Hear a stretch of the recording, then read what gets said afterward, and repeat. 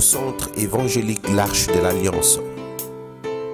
Situé sur l'avenue Mobutu, au quartier Abattoir, dans la commune de Massina à Kinshasa, République démocratique du Congo, le centre évangélique L'Arche de l'Alliance est une église locale de la 37e communauté des Assemblées de Dieu et première extension de l'église Labor. Il est dirigé par son serviteur, le pasteur Israël Sembeloela.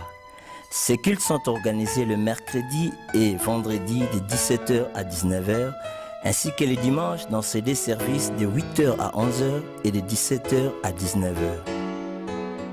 Sa vision, c'est la mission qui a pour tâche l'évangélisation, l'implantation, la formation et le développement de tout homme et de tout l'homme. Si le Christ vous a franchi, vous serez réellement libre. Jésus-Christ t'aime et continue à t'aimer. Il t'attend pour te faire grâce.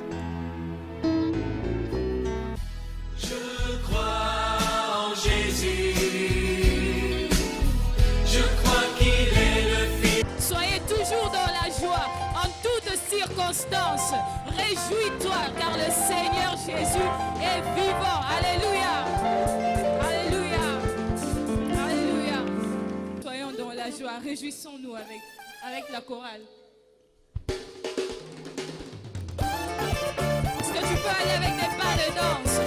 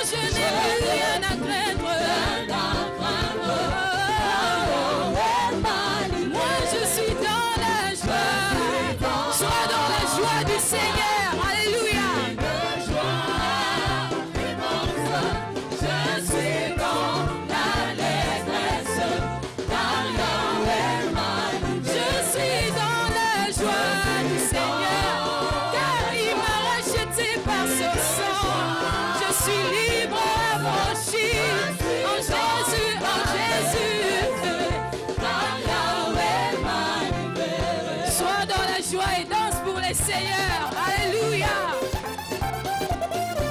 Il est vivant.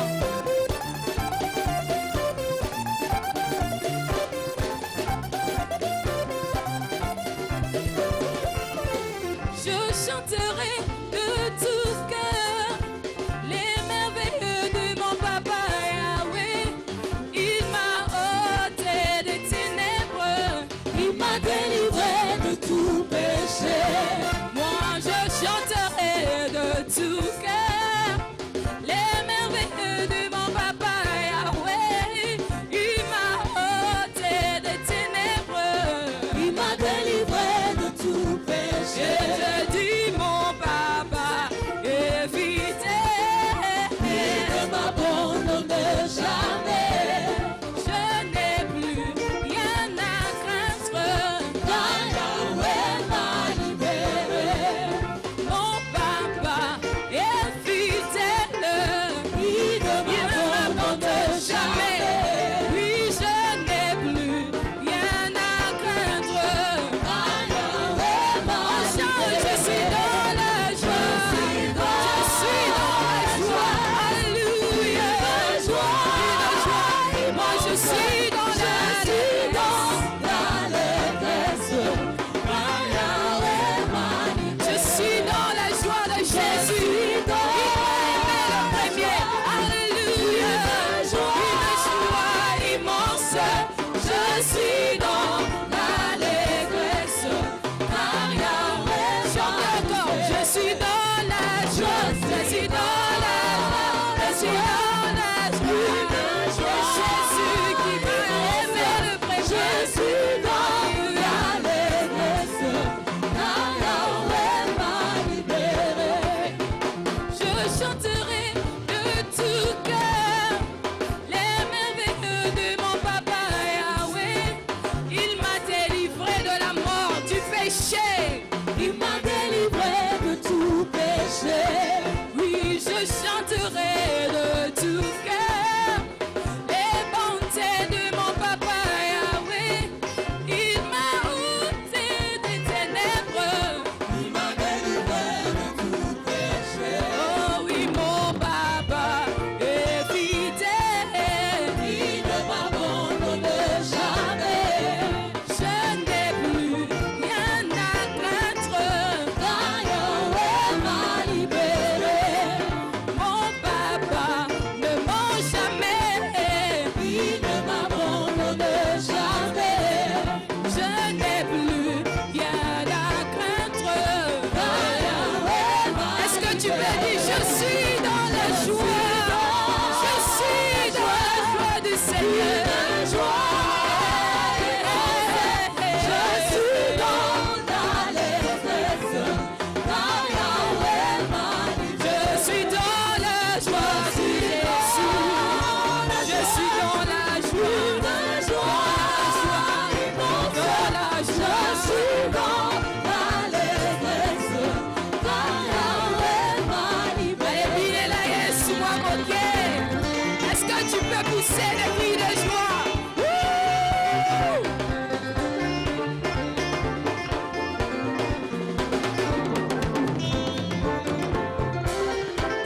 Est-ce qu'on peut dire je suis dans la joie?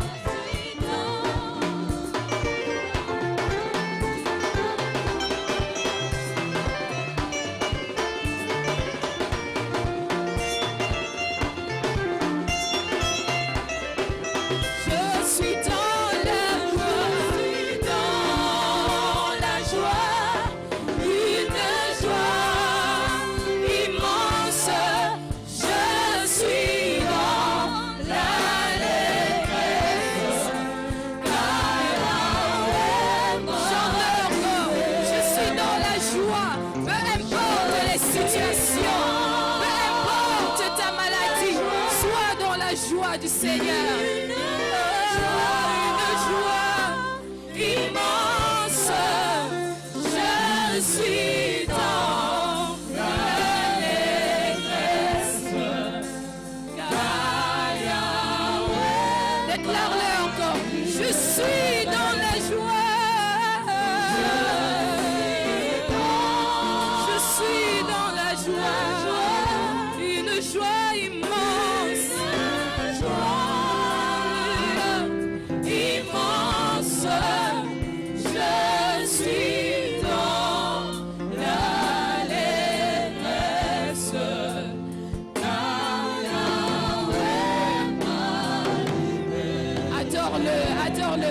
a libérés. Nous ne sommes plus esclaves de la peur. Nous ne sommes plus esclaves de l'ennemi. Car Yahweh nous a libérés. Nous n'avons plus rien à craindre. Élève ta voix et adore ce Dieu. Alléluia. Alléluia. Alléluia. Tu es dit, Seigneur. Laisse-moi, Seigneur, t'adorer. Laisse-moi t'adorer. Personne n'a été trouvé digne dans les cieux, sur la terre et sous la terre. Jésus s'est dépouillé de tout. Il est venu sur terre. Il a pris la forme des pécheurs. Il s'est humilié jusqu'à la mort de la croix. Et Jésus, Dieu l'a souverainement élevé. Il lui a donné le nom qui est au-dessus de tout autre nom. Et en son nom, tout genou doit fléchir et toute langue doit confesser que Jésus est Seigneur à la gloire du Dieu le Père. Dieu est grand. Jésus est victorieux. Jésus est victorieux. Son nom est glorieux et son nom est merveilleux. Son nom est si puissant. Alléluia.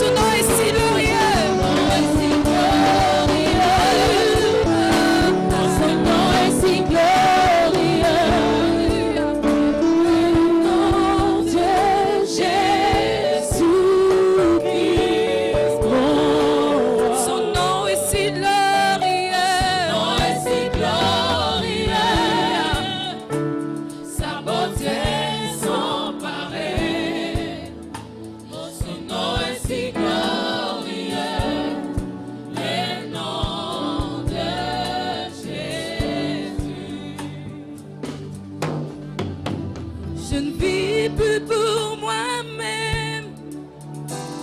Ma vie t'appartient, Seigneur. Je m'abandonne à toi. Je ne vis plus pour moi-même, Seigneur. Ma vie t'appartient. Je m'abandonne à toi. Chante-le, je ne vis plus pour moi-même. Je ne vis plus pour moi-même. La vie t'appartient. Je m'abandonne à toi. Je ne vis plus pour moi-même. Je ne vis que pour toi. Je ne vis plus pour moi-même. La vie t'appartient. Je m'abandonne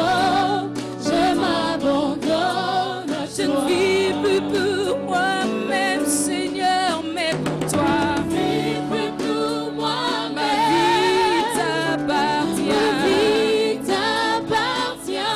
Alléluia. Je m'abandonne à toi. Chante, je m'abandonne à toi. M'abandonne à toi.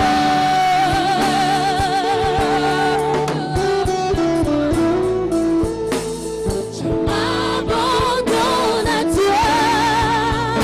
Fais-moi ce que tu veux. Je m'abandonne à toi. Je m'abandonne à toi. Fais-moi ce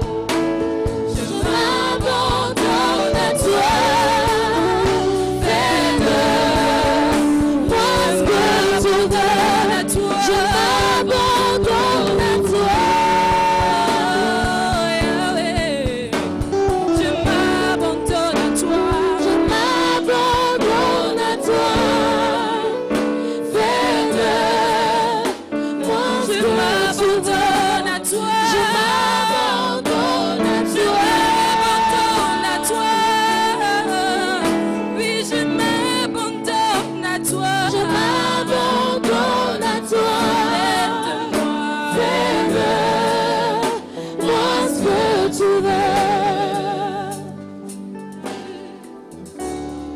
Bien-aimés, s'il vous plaît, alors que nous sommes debout, je sais l'une des raisons pour laquelle nous projetons des paroles de chant. C'est pour vous permettre, vous parfois qui ne connaissez pas un chant, de pouvoir chanter avec l'union musicale. Il faut que votre bouche déclare. C'est très important que les choses qui sortent de votre bouche soient entendues par votre âme. Et c'est très édifiant lorsque vous participez à un chant qui est exécuté. Et c'est très important.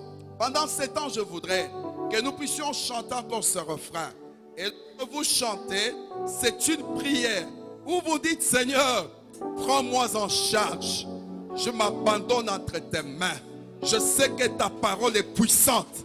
Je sais que ta parole est capable de produire la foi. Ta parole est capable d'apporter la guérison. Ta parole est capable d'apporter la lumière dans mon cœur. Là où je suis désespéré, ta parole, oh Seigneur, est capable de me redonner l'espérance. Ta parole me montre le chemin que je dois suivre.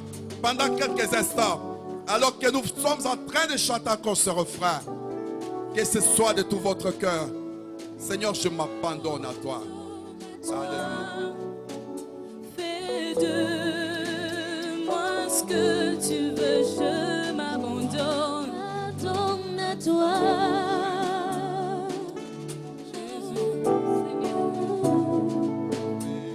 Je m'abandonne à toi.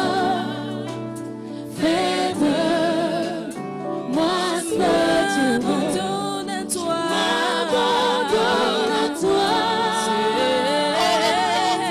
Seigneur, je m'abandonne à toi.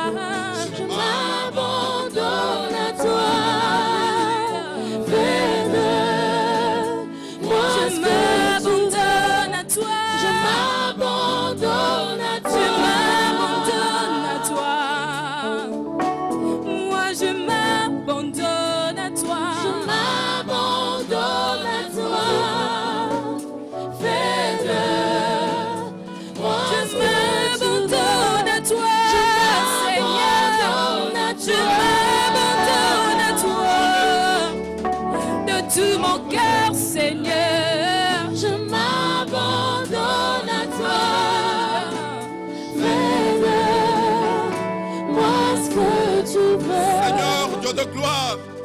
avec, oh mon Dieu, mon rocher, nos fardeaux. Nous venons nous abandonner à toi.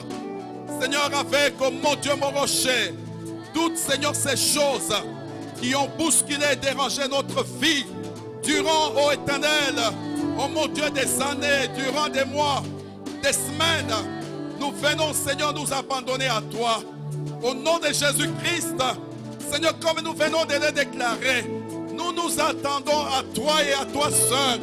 Nous croyons, Seigneur, au Dieu de gloire, oh mon Dieu, mon rocher, là où nos efforts n'ont pas su, Seigneur éternel, oh mon Dieu, mon rocher, nous aider à triompher. Mais nous croyons, Seigneur éternel, oh mon Dieu, que tu es ce Dieu qui dispose, Seigneur, pour ceux qui t'aiment, une provision surnaturelle, capable, oh Seigneur, de nous garantir, oh mon Dieu, mon rocher, la victoire, la guérison, la restauration. Cela n'est possible quand Jésus-Christ, par le Saint-Esprit, au nom de Jésus, que toi-même, oh Seigneur, tu bénis ce moment, bénis ta parole, dispose nos cœurs, permets que nos cœurs t'entendent, que nos cœurs saisissent ce que tu as préparé pour nous. Au nom de Jésus, le nom qui est au-dessus de tous les noms, toi notre Seigneur et Sauveur qui revient. Nous avons ainsi prié. Amen. Amen. Merci Union Musicale, merci à Naomi. Et que Dieu bénisse pour ce moment d'adoration. Il est très important, bien-aimé, lorsque nous sommes dans sa présence, de laisser le Saint-Esprit déposer la pensée de Dieu dans notre cœur. C'est notre désir pour tout un chacun de nous ce matin. La Bible dit que celui qui a des oreilles entende ce que l'Esprit dit aux églises. Et à celui qui vaincra, je lui donnerai un caillou. Et sur cela, il y a un nom qui est inscrit. Et cela n'est connu que de Dieu et de celui qui a reçu cela. Mais pour recevoir ces choses, arriver à saisir ces choses qui sont liées à votre intimité, à votre alliance avec Dieu, il faut permettre au Saint-Esprit de vous parler. Il faut être ouvert à ce que l'Esprit de Dieu dit. Amen. Dieu soit béni. Ce matin, nous voulons ajouter un point dans ce que nous avons parlé, c'est que le pasteur avait introduit. Nous sommes en train de nous poser la question, pourquoi devons-nous chercher le Saint-Esprit? Cela est très important et certainement ça peut être aussi une question qui vous a préoccupé depuis une période. Pourquoi je dois chercher le Saint-Esprit? Pourquoi dois-je passer du temps dans la prière, à la recherche de la plénitude du Saint-Esprit? Je crois que c'est très important pour vous d'être de plus en plus éclairés sur les privilèges, les avantages, les actions, les opérations que le Saint-Esprit accomplit dans la vie d'une personne. Je crois que nous avons premièrement fait voir que le Saint-Esprit, nous devons le chercher parce qu'il est le seul capable de remettre de l'ordre dans notre vie. Il faut que notre vie, vraiment, que l'ordre soit rétabli, restauré dans notre vie. Si nous voulons vraiment que notre vie soit l'expression de la grandeur de Dieu, de la puissance et de la fidélité de Dieu, nous devons permettre au Saint-Esprit de remettre de l'ordre. Nous devons le reconnaître en tant qu'humains. Nous venons dans ce monde avec une vie caractérisée par les désordres. Pourquoi? Parce que la nature humaine a été corrompue par le péché, ce qui pousse l'homme toujours à s'engager dans des voies qui ne cadrent pas avec la parole de Dieu. Alors que ce qui est ordonné, c'est ce qui est fait à la lumière de la parole de Dieu. C'est ce qui est conçu et exécuté conformément aux recommandations de la parole de Dieu. Et c'est une telle vie, que ce soit dans le domaine de mariage, dans les domaines des relations avec les autres, par rapport à nos entreprises, ainsi de suite, lorsque nous choisissons que le Saint-Esprit vienne mettre de l'ordre dans notre vie, Dieu lui-même regardera notre vie et trouvera du plaisir. L'homme a été créé pour le plaisir de Dieu. Et pour qu'une vie fasse la joie de Dieu, il faut que cette vie-là soit vécue conformément aux Écritures, conformément à la parole de Dieu. Et il n'y a que le Saint-Esprit qui peut faire que notre cœur vienne à se soumettre aux recommandations de la parole de Dieu. Et lorsque il y a de l'ordre dans notre vie et que Dieu trouve plaisir dans notre vie, la Bible dit, la joie de l'Éternel, c'est votre force. Amen. Et nous avons aussi ajouté pour dire que nous devons chercher le Saint-Esprit parce qu'il est le seul capable de briser les chaînes. La Bible dit, l'onction brise les jours. Nous avons besoin du Saint-Esprit parce qu'il est capable de briser les chaînes. Toutes ces choses, ces dispositions que l'ennemi avait prises pour nous garder sous sa servitude. Toutes ces choses que l'ennemi a mises en place pour nous empêcher d'avancer dans la voie de notre destinée. Bien-aimés, nos efforts ne peuvent jamais nous amener à sortir de la prison dans laquelle nous sommes tombés à cause du péché. Aucun homme ne peut se libérer par ses efforts et par ses méthodes de chaînes du péché. Personne ne peut se libérer des chaînes de Satan. Rien par nous-mêmes ne peut nous délivrer de ces chaînes de la drogue, les chaînes par exemple de la mendicité, des chaînes de la sécheresse et toutes ces choses. Bien-aimés, nous avons besoin du Saint-Esprit. La Bible dit, par la puissance du Saint-Esprit, quelles que soient les chaînes dans lesquelles vous vous trouvez, le Saint-Esprit est puissant pour briser cela. Nous avons pris l'exemple de Samson, qui à un certain moment, ses ennemis se réjouissaient parce qu'ils avaient mis la main sur lui et qu'il était lié. Ils se disaient, c'est fini pour lui. Bien-aimés, même si les hommes vous ont placé dans des conditions où eux-mêmes se réjouissent pour dire qu'il est cuit, il est pris, il ne peut plus rien faire. Bien-aimés, cherche le Saint-Esprit. Cherche le Saint-Esprit. Avec le Saint-Esprit, ça ne finit pas parce que les hommes ont dit que c'est fini. Même lorsque les hommes disent que c'est fini. Mais, aussi longtemps que Dieu n'a pas dit, bien-aimés, ce n'est pas encore fini pour vous. Amen. S'ils peuvent avoir pris l'engagement de vous enterrer au moment où le Saint-Esprit n'a pas encore déclaré que c'est fini, bien-aimés, croyez encore, quelque chose va se passer dans votre vie. Amen. Il est le seul capable de briser les chaînes. L'onction brise les chaînes. Amen. Et nous avons aussi abordé cet aspect selon lequel le Saint-Esprit est le seul capable de redonner la vie avec la mort. Il est capable de redonner la vie. Là où la mort a triomphé, là où la mort a vaincu, lorsque vous cherchez le Saint-Esprit, il est le seul capable de redonner la vie là où il y avait la mort. Et le passage qui a été lu même dans l'introduction et tout ce que nous avons partagé par rapport à ces torrents qui coulent du trône de Dieu. Des torrents qui coulent du trône de Dieu. Il est question du Saint-Esprit. La Bible dit, partout où parviendra ce torrent, tout vivra. La Bible ne dit pas, seulement quelques choses, quelques aspects vont vivre. Mais c'est clairement dit dans la Bible que partout où parviendra ce torrent, tout vivra.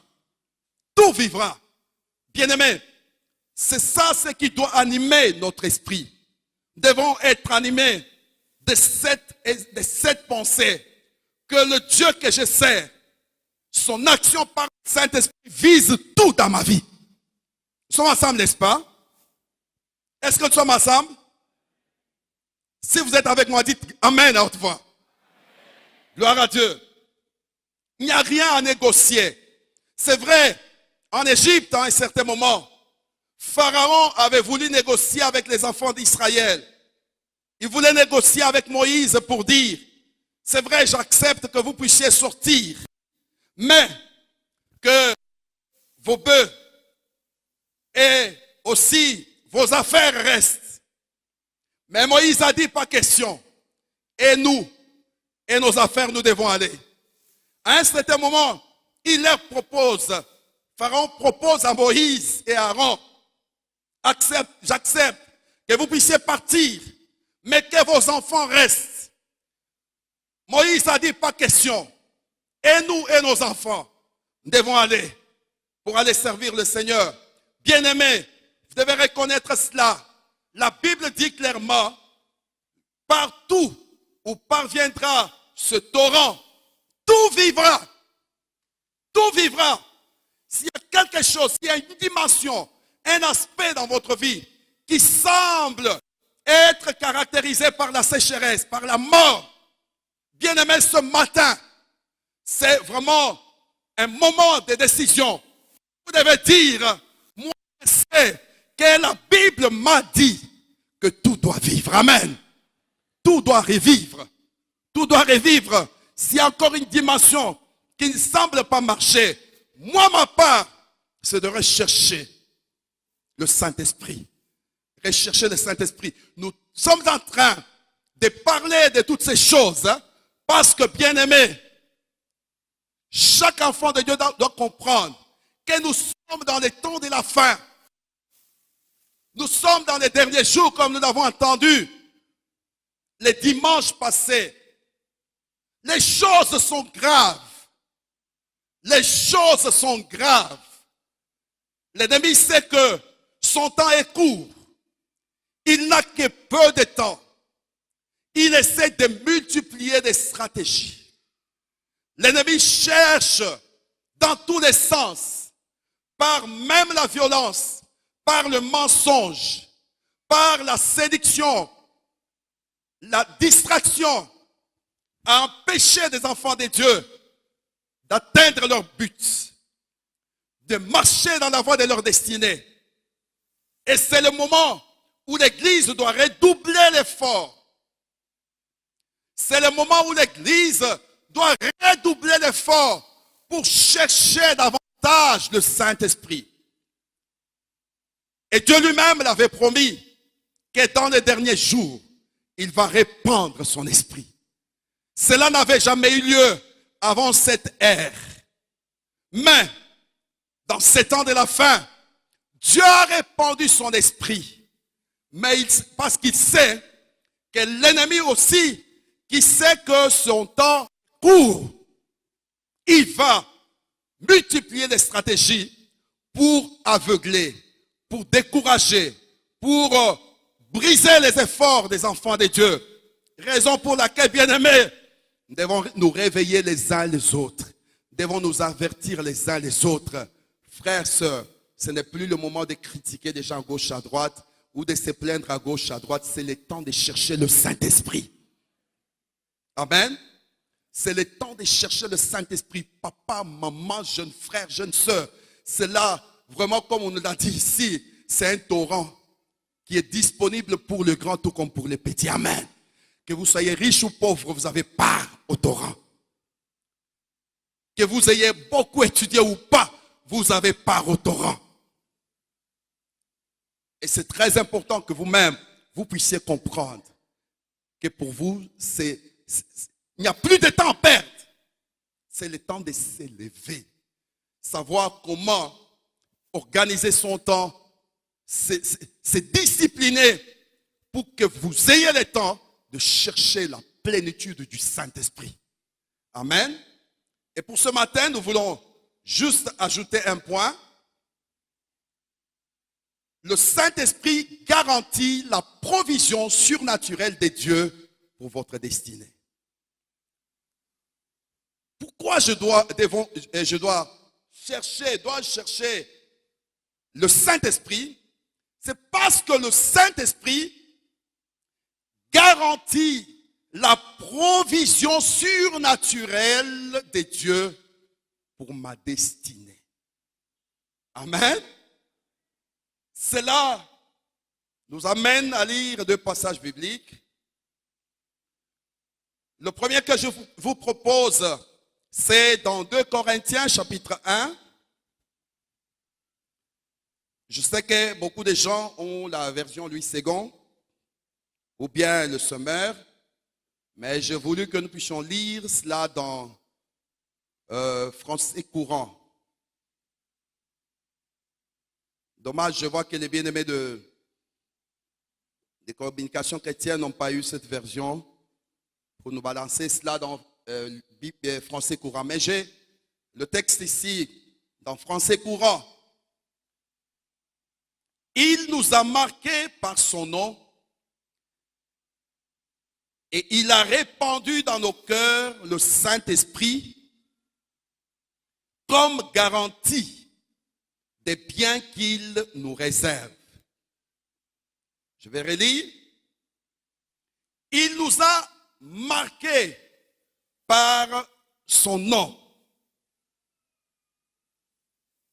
Et il a répandu dans nos cœurs le Saint-Esprit comme garantie. Amen. Est-ce qu'on peut dire ensemble garantie?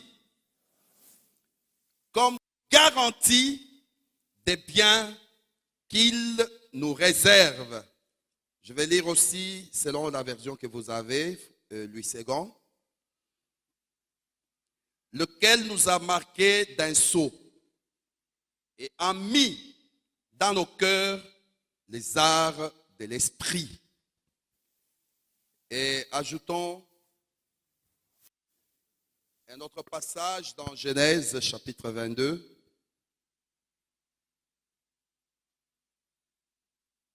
À partir du verset 1.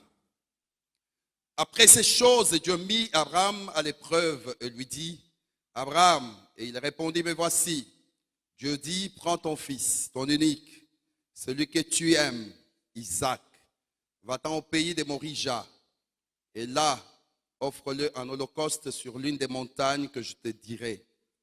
Abraham s'éleva de bon matin, sella son âne, et prit avec lui 2 serviteurs et son fils Isaac.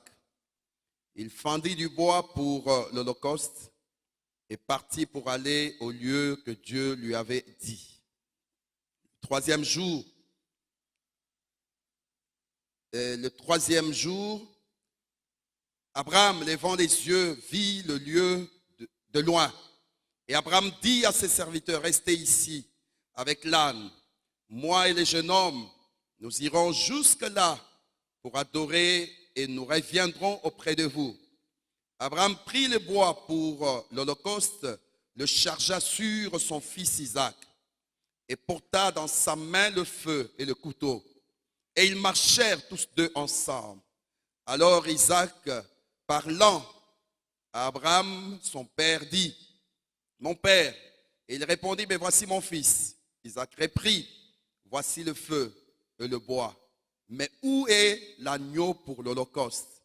Abraham répondit, mon fils, Dieu se pourvoira lui-même de l'agneau pour l'holocauste.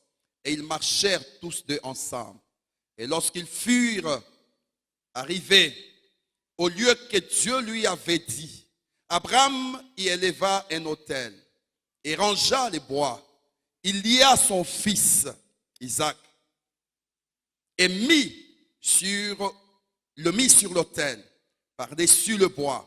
Puis Abraham étendit la main et prit les couteaux pour égorger son fils. Alors l'ange de l'Éternel l'appela des cieux et dit, Abraham, Abraham. Et il répondit, mais voici. L'ange dit, n'avance pas ta main sur l'enfant et ne lui fais rien. Car je sais maintenant que tu crains Dieu et que tu ne m'as pas refusé ton fils, ton unique. Abraham leva les yeux et vit derrière lui un bélier retenu dans un buisson par les cordes. Et Abraham alla prendre le bélier et l'offrit en holocauste à la place de son fils. Abraham donna à ces lieux les noms de qui? Jéhovah, Jireh. C'est pourquoi l'on dit aujourd'hui, à la montagne de l'Éternel, il sera pourvu. L'ange de l'Éternel appela une seconde fois Abraham des cieux et dit, je les jure par moi-même, parole de l'Éternel, parce que tu as fait cela et que tu ne m'as pas refusé ton fils, ton unique, je te bénirai et je multiplierai ta postérité comme les étoiles du ciel et comme le sable qui est au bord de la mer. Et ta postérité possédera la porte de ses ennemis. Toutes les nations de la terre seront bénies en ta postérité parce que tu as obéi à ma voix. Amen. Bien-aimés, ces deux passages vont nous servir par rapport à notre méditation de ce matin. Le premier passage que nous avons lu dans 2 Corinthiens, chapitre 1, verset 22, nous trouvons vraiment des opérations du Saint-Esprit, des choses que le Saint-Esprit aussi opère dans notre vie. La première des choses, la Bible dit, le Saint-Esprit en nous, il représente le sceau de Dieu, la marque de Dieu. C'est vraiment un signe distinctif. Sa présence dans notre vie manifeste clairement que nous appartenons à Dieu. Sa présence marque votre appartenance à Dieu. Vous appartenez à Dieu. Non seulement cela marque votre appartenance à Dieu, mais cela aussi parle de la sécurité que vous bénéficiez auprès de celui qui vous a racheté. Amen. Bien-aimés, vous êtes connus de Dieu. Dieu lui-même vous a racheté à un grand prix. Et la présence du Saint-Esprit dans votre vie, c'est une preuve que vous êtes une propriété privée de Dieu. Et que l'ennemi n'a ni l'eau, ni pas votre vie. Il est très important, bien-aimés, que vous-même vous soyez conscient de ces choses. Dans la mesure où vous marchez avec le Seigneur, soyez rassurés que vous appartenez à Dieu. Et que votre appartenance à Dieu vous assure une sécurité qu'aucun service de sécurité dans ce monde ne peut garantir. Imaginez, Dieu dit à son peuple que vous étiez un petit nombre. Vous n'étiez même pas une nation. Mais j'avais ordonné à toutes les nations de ne pas vous toucher. Amen. Et la Bible dit, Dieu lui-même avait déclaré, ne touchez pas à mes joints. Pourquoi? Bien-aimés, lorsque vous êtes conscient que vous ne vous appartenez plus à vous-même, vous n'appartenez plus seulement à votre tribu, mais en Christ, vous avez le sceau de Dieu qui témoigne que vous appartenez à Dieu. Partout où vous êtes, l'œil de Dieu est sur vous. Amen. Le regard de Dieu, la main puissante de Dieu est sur vous pour vous protéger. Le Seigneur lui-même est celui qui est devant vous et il est aussi derrière vous. Parce que vous lui appartenez, personne ne peut vous surprendre. Amen. Personne ne peut vous surprendre. Pourquoi? Celui qui vous a créé et qui vous a racheté à un grand prix, il veille sur votre vie. Amen. Est-ce que nous pouvons acclamer ce Seigneur-là qui nous a rachetés et aujourd'hui nous sommes la propriété de Dieu. Il veille sur notre vie. Bien-aimés, que ce soit le jour ou la nuit, ne paniquez jamais parce que vous êtes connus de Dieu et que votre vie est entre ses mains. La Bible dit qu'il pourra vous ravir de sa main. Vous appartenez à celui qu'on ne peut jamais bousculer. Vous appartenez à celui qui règne sur le visible et sur les invisibles. Il est celui qui tient vos destinées entre ses mains. Amen. Mais pour ce matin, nous voulons plus nous concentrer sur la deuxième partie de ce verset.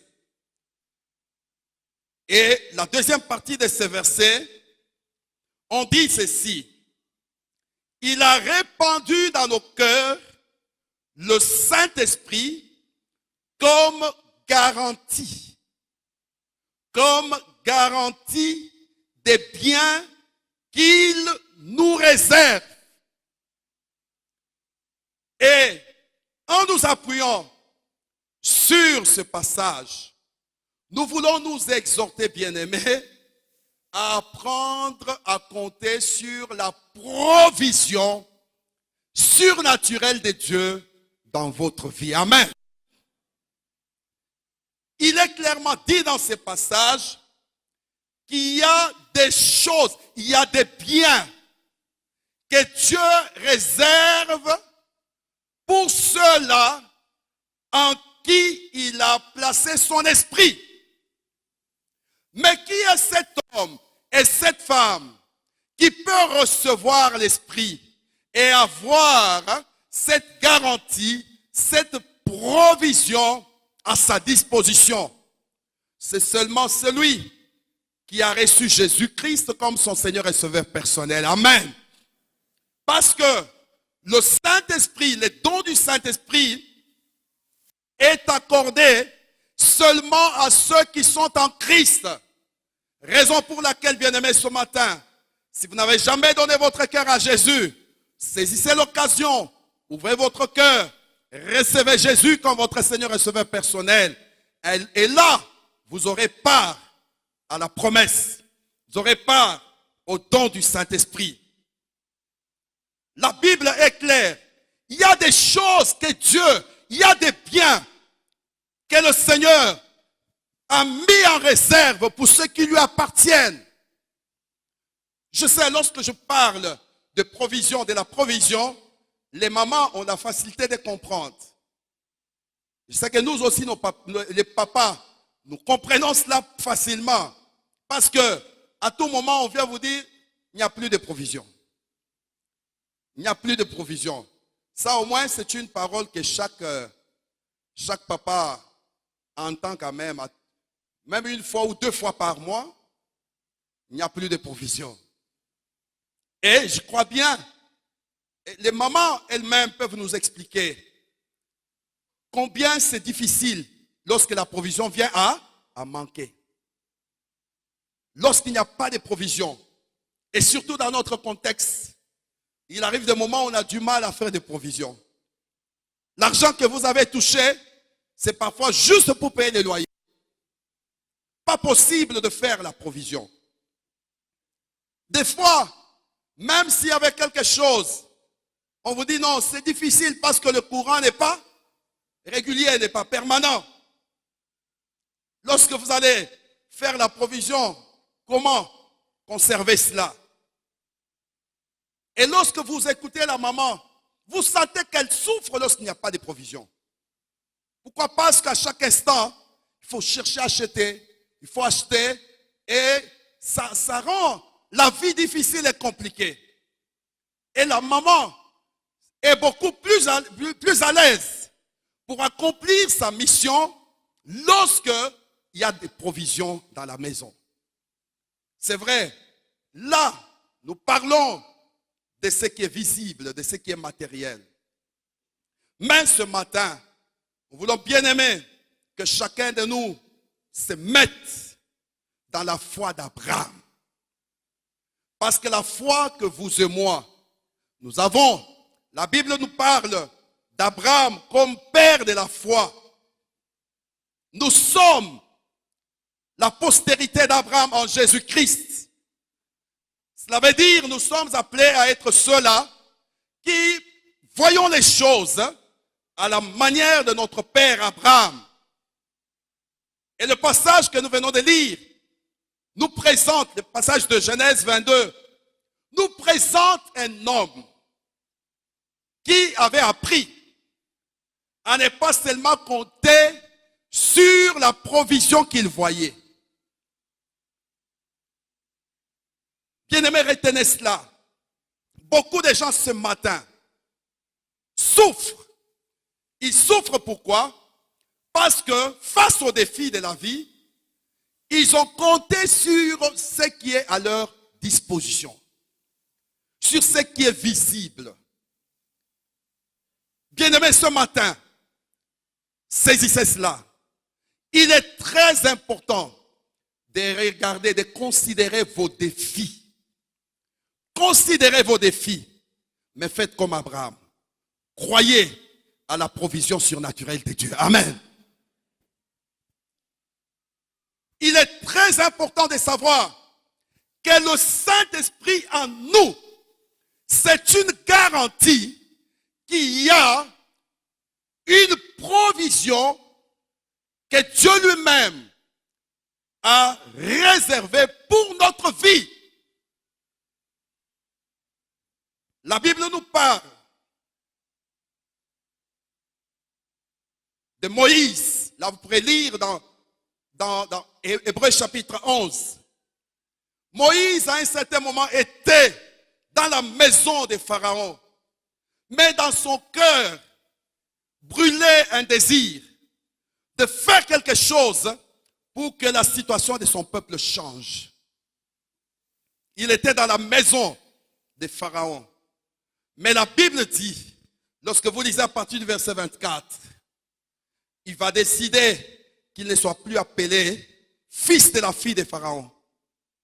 Mais, en lisant la suite, on vous dit, c'est parce qu'il regardait à celle qui est invisible. Nous sommes ensemble, n'est-ce pas? Il regardait à ce qui est invisible.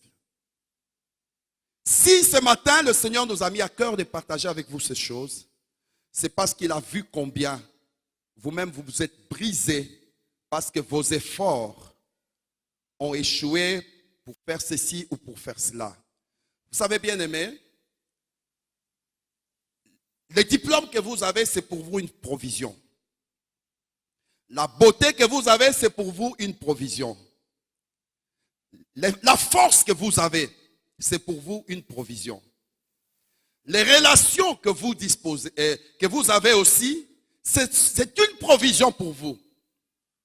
L'argent que vous avez en banque, c'est une provision pour vous. Les biens matériels que Dieu vous a donnés, c'est une provision. Mais, il y a des défis dans la vie auxquels tout ce que vous avez comme provision ne peut pas résoudre. Est-ce qu'il y a quelqu'un qui est d'accord avec ça?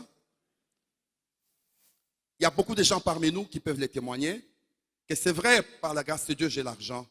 Par la grâce de Dieu, j'ai la beauté. Je suis beau, je suis belle. Par la grâce de Dieu, j'ai des relations. Mais, vous avez eu à faire face, à affronter une situation où toute cette provision qui est à votre disposition ne vous a pas aidé à relever ces défis-là. C'est pourquoi, bien aimés, lorsque nous considérons ceux qui nous ont précédés dans la marche avec le Seigneur, vous allez voir que ce qui a fait leur force, c'est parce qu'ils avaient appris à ne pas seulement considérer la provision qui était à leur disposition, qu'ils voyaient. Au-delà de la provision qu'ils voyaient, ils avaient une conviction qu'avec le Saint-Esprit, il y a la provision surnaturelle que Dieu a disponibilisée pour nous. Un exemple simple. Nous sommes dans Actes des Apôtres, chapitre 3. Nous voyons Pierre et Jean qui avancent pour aller adorer le Seigneur. Ils trouvent cet homme. La Bible dit qu'il était âgé d'environ 38 ans. Depuis sa naissance, il n'avait jamais marché. Et lorsque Pierre et Jean arrivent devant cet homme, il tend la main. Il s'attendait à ce qu'on lui donne de l'aumône, de l'argent. Mais Pierre regarde la personne. Parce que, bien aimé, n'oubliez jamais que la mission à laquelle Dieu vous a donné, Dieu nous a appelés à changer, à transformer la vie des gens. Amen. Soyez conscients de cela. Ce n'est pas pour rien que le Seigneur vous a placé dans le quartier. Ce n'est pas pour rien que le Seigneur vous a donné cette femme. Ce n'est pas pour rien que Dieu vous a donné ce mari. Ce n'est pas pour rien que Dieu vous a donné les enfants que vous avez. Bien-aimés, ce n'est pas pour rien que le Seigneur a permis que vous soyez en contact avec une personne qui passe des moments difficiles, une personne qui est rejetée par tout le monde. Dieu sait qu'il vous a qualifié pour travailler à la transformation des vies. Amen. C'est ça la tâche de l'Église. Ramener des gens d'une position médiocre à une position d'excellence. Ramener des gens de la mort à la vie. C'est ça l'Église. Faire de manière à ce que celui qui n'a plus d'espérance, lorsqu'il est en contact avec vous, lorsqu'il passe du temps avec vous, qu'il sente que non, il y a une œuvre qui est en train de se faire, qui va m'amener à changer de position et de conditions. Amen. Ne soyez pas indifférents par rapport à ce que les autres traversent. Cela est aussi compter parmi les tâches auxquelles le Seigneur vous a destiné. Pierre regarde ce monsieur. Il s'attendait à ce qu'on lui donne l'argent. Mais lorsque Pierre ouvre la bouche, il dit ceci: je n'ai ni argent ni or. Nous sommes ensemble, n'est-ce pas? C'est Pierre qui dit. Il regarde le monsieur. Le monsieur est dans le besoin. Mais Pierre lui dit: je n'ai ni argent ni or. Bien-aimé, lorsque Pierre parle de la sorte, cela veut dire quoi? Il venait de mettre la main dans la poche. Il est sorti, ça. C'est sorti même avec la poche. Il met la main dans l'autre poche. Lorsqu'il sort, il y avait juste un petit papier mouchoir. Il met la main dans la poche derrière. Lorsqu'il sort cela, c'était des peu d'arachide qu'il avait mangé la semaine passée qui restait là-bas. S'il avait une quatrième poche et qu'il sortait, parfois c'était un peu il y a un frère comme ça qu'on avait arrêté par les policiers. On met les mains dans la poche, on trouve des ail. De l'ail là. Et les policiers lui demandent: c'est tout ce que tu as? Oh non, j'ai ça parce que je mange à cause des amibes. Et le policier dit: ça guérit les amibes? Il dit: mange un peu. Il mange le reste, le policier va manger aussi. Parfois, il n'y avait que des petits papiers. Mais, Pierre regarde ces messieurs-là. Il est sûr que par rapport à sa propre provision, il n'avait rien. Il n'avait rien. Et il est sérieux. Il est conscient. Il lui dit: par rapport à ma provision, je n'ai rien. Amen. Maintenant, il continue, il dit: mais ce que j'ai. Pendant ce temps-là, Pierre ne parlait plus par rapport à sa provision à lui. Il ne parlait plus par rapport à la provision matérielle et visible. Lorsqu'il lui dit: ce que j'ai, il savait que non, en Jésus, ma provision a une extension dans la provision de Dieu. Amen. En Jésus, ta poche ne s'arrête plus à ta poche. Ta poche a une extension juste dans la poche de Dieu. Amen. Et cela est garanti par la présence du Saint-Esprit. C'est pourquoi Pierre pouvait dire aux messieurs: moi, je n'ai ni or ni argent, mais ce que j'ai, je te le donne. Au nom de Jésus-Christ de Nazareth, lève-toi et marche. Ce qui est intéressant de se voir, c'est que la provision surnaturelle de Dieu peut faire. Regardez un peu, si Pierre, dans sa poche, il avait l'argent et qu'il donnait à ces messieurs-là, le monsieur allait rester là-bas et continuer à vivre de la même manière. Mais lorsque Pierre s'est appuyé sur la provision surnaturelle de Dieu, la condition de la personne a été changée. considérer la puissance que Dieu met à la disposition de ceux qui sont en Christ. Imaginez ces pieds qui n'ont pas marché pendant 38 ans. Vous-même voyez quelle peut être la forme et la condition de ces pieds-là. Donc ce sont des os qui sont devenus durs. Mais cette provision que Dieu met à la disposition de ceux qui sont en Christ, cela est capable de redonner la vie, même aux nerfs qui ne fonctionnaient plus. Bien-aimés, la provision que Dieu met à votre disposition par le Saint-Esprit est capable de vous amener à relever tous les défis qui sont sur votre chemin. Considère les défis. Vous-même réalisez les choses qui sont sur votre chemin. Mais ayez les yeux sur la provision de Dieu. Lorsque vous regardez le petit David, David n'avait pas la même taille avec ses grands frères. David n'avait pas la même taille avec Saoul. David n'avait pas la même taille avec Goliath. Les plus âgés, les plus grands que lui ne pouvaient pas tenir devant Goliath. Mais ces jeunes hommes acceptaient d'avancer vers Goliath. Et lorsque vous écoutez les paroles de David, ça vous permet de voir que David était un homme qui avait su compter sur la provision de Dieu. Ce n'était pas quelqu'un qui avait les yeux fixés seulement sur ce qu'il avait. C'est vrai, Goliath venait vers lui, armé de lances, de boucliers qui pesaient énormément. Mais David est clair, il lui dit ceci. C'est vrai, tu viens vers moi, appuyé sur la provision que tu as.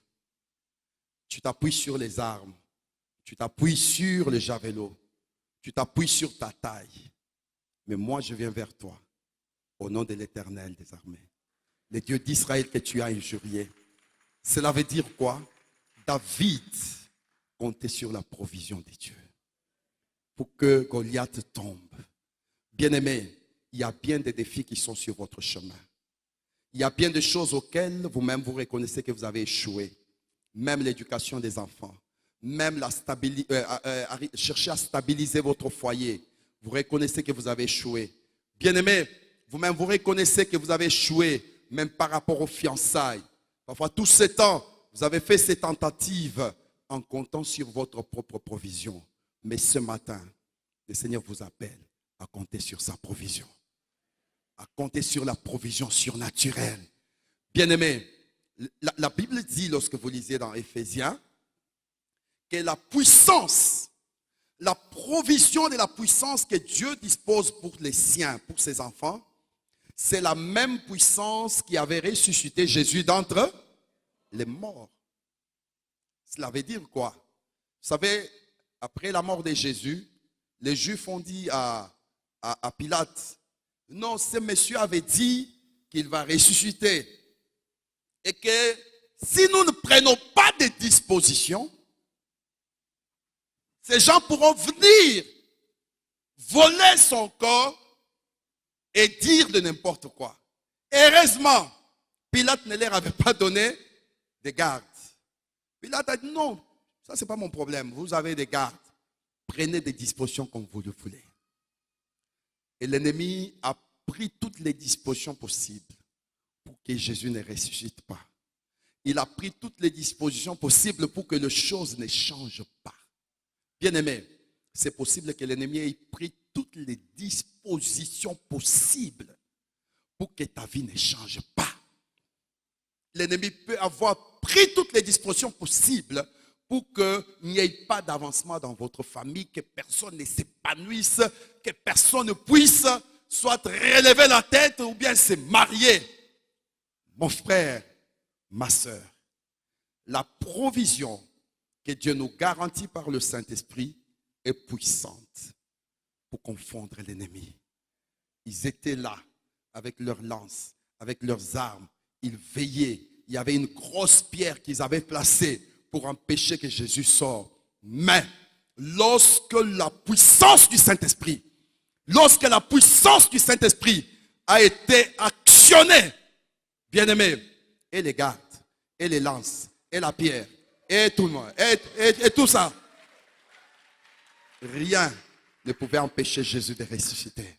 Rien ne t'empêchera de ressusciter lorsque tu regardes et tu comptes sur la provision surnaturelle de Dieu.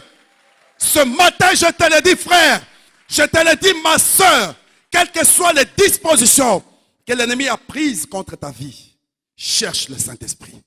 Cherche le Saint-Esprit. Et cette provision surnaturelle de Dieu va changer des choses. Amen.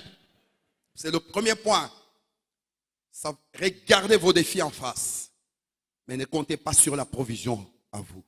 Mais comptez sur la provision surnaturelle de Dieu. Amen.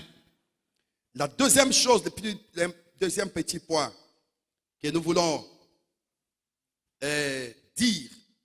Bien-aimé, celui qui croit à la provision divine, la provision surnaturelle de Dieu, vit différemment. Première chose, il fait quoi? Il vit différemment. Si réellement vous avez eu la compréhension des choses, la connaissance des choses, et que vous croyez que la provision surnaturelle de Dieu est à votre disposition par le Saint-Esprit, vous devez être quelqu'un qui vit différemment. Amen. Vit différemment. Voyons cela dans Genèse chapitre 22 que nous avons lu. Abraham, c'était quelqu'un qui croyait fermement qu'il avait la provision surnaturelle de Dieu pour lui. Et lorsque Dieu lui a dit, prends ton fils, ton unique, celui que tu aimes, Isaac. Ah, c'était pas facile, hein? Un enfant qu'il a eu à 99 ans. Et comme ça, là, oh, prends-le. Si parfois Dieu avait été resté, prends ton fils, il allait prendre Ismaël. Mais Dieu ajoute encore celui que tu aimes. Et après encore, ton unique. Ah. Et il va l'obéissance à la parole de Dieu. C'est quelqu'un qui a les yeux sur la parole de Dieu.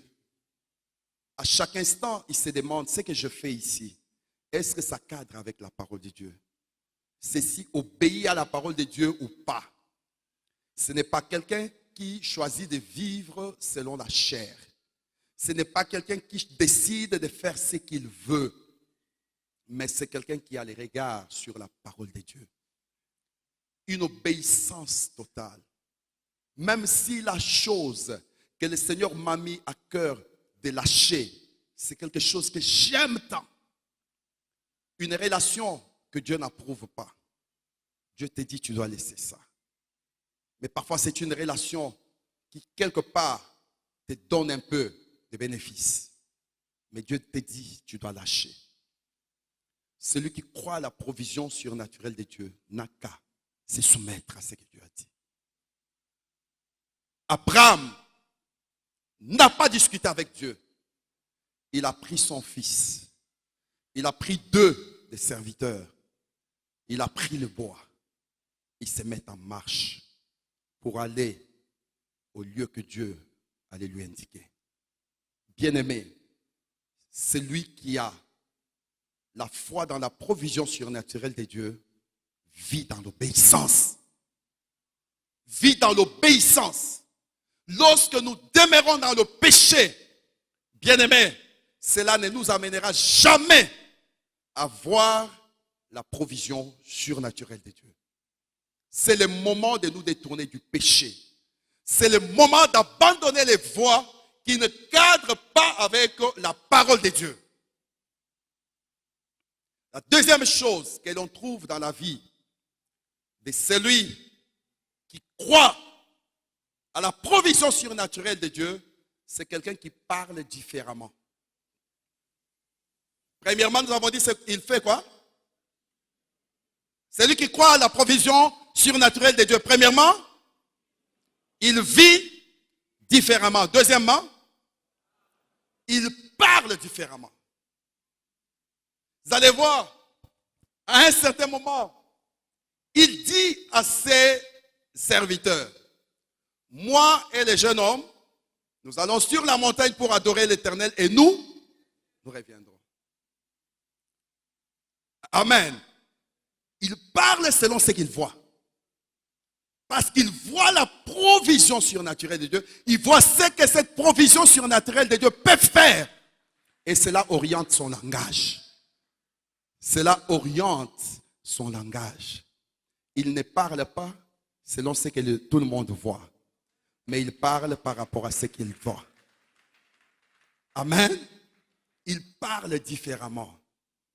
Et lorsque même son fils l'a posé la question, papa, je vois le bois, je vois le feu et je vois le couteau. Mais je ne vois pas l'agneau. Papa n'a pas parlé par rapport à la réalité, mais il a parlé par rapport à la provision surnaturelle de Dieu qu'il voyait. Bien-aimé, il est très important que nous puissions voir, tester un peu, est-ce que notre langage, c'est par rapport à cette provision surnaturelle de Dieu que nous voyons, que nous croyons, ou bien nous parlons par rapport aux réalités. Bien-aimés, il n'y aura pas de différence entre nous et ceux du monde si nous ne choisissons pas de vivre différemment, de parler différemment. Amen. Ce qui est vrai, vous ne pouvez parler que par rapport à ce que vous avez vu, par rapport à ce que vous avez cru.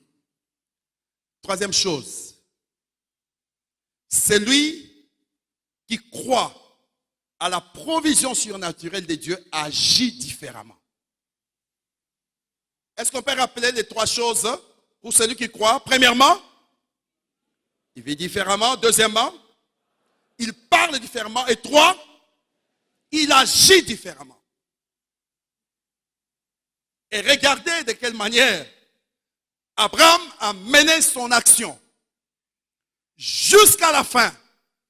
Ce n'est pas quelqu'un qui prend l'engagement aujourd'hui et après un temps là, il se rétracte. Il y a beaucoup de gens comme ça. Il a fait la promesse, mais il ne se soucie plus pour savoir, je suis arrivé jusqu'où? Mais c'est quelqu'un qui agit avec constance. Et vous le trouvez, il est tranquille. C'est lui qui croit à la provision surnaturelle de Dieu. Il agit d'une manière posée. Il est posé. Il sait en qui il a cru. Amen. Il sait ce que Dieu peut faire à cause de cette provision surnaturelle. La dernière chose que nous voulons toucher,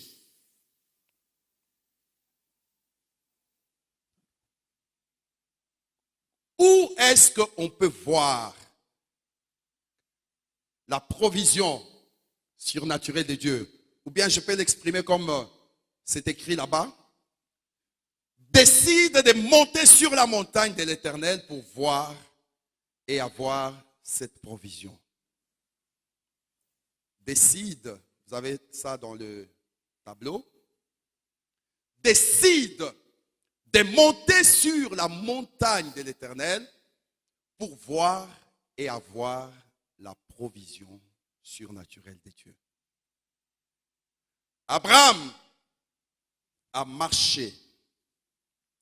Il a marché, mais il y avait une montagne que Dieu lui avait indiquée. C'est là où quelque chose pouvait se passer dans sa vie. Il devait monter sur la montagne. Bien-aimé, la montagne représente la présence de Dieu. Amen. La montagne représente l'intimité avec Dieu. Une vie d'intimité avec Dieu. C'est sur la montagne, en étant sur la montagne, qu'Abraham va voir la provision surnaturelle de Dieu. Amen. C'est sur la montagne. Et la montagne, nous disons ceci. Il ne faut pas dire que nous étions à l'église dimanche et le pasteur avait dit il faut aller sur la montagne pour voir la provision divine. Et vous commencez à dépenser l'argent pour aller à Manguengue. Non, ce n'est pas ça. Ce n'est pas ça ce que nous disons. Vous n'avez pas besoin de payer les transports, prendre les risques. Non. La montagne de Dieu, c'est la présence de Dieu. C'est la présence de Dieu. Cela est possible même chez vous à la maison. C'est possible, bien-aimés, même dans votre chambre. Vous pouvez vraiment vivre la présence de Dieu. Palper la présence de Dieu. Cela exige une vie d'adoration, une vie d'intimité, de communion avec le Seigneur. Apprendre à chercher le Seigneur, la face de Dieu dans la prière. Bien-aimés, sans la présence de Dieu, il est difficile de voir et d'avoir la provision surnaturelle de Dieu. C'est dans la présence de Dieu. Vous savez, lorsque vous lisez dans Exode chapitre 16, la Bible nous parle de ce qui se faisait. Au moment où les enfants d'Israël murmuraient contre Moïse et Aaron pour dire, ah, vous nous avez amenés ici dans le désert. En Égypte, on mangeait bien. Maintenant ici, nous mourons de faim, nous avec nos enfants. C'est vrai, des provisions qu'ils avaient en quittant l'Égypte, leurs provisions venaient à manquer. Leurs provisions venaient à manquer.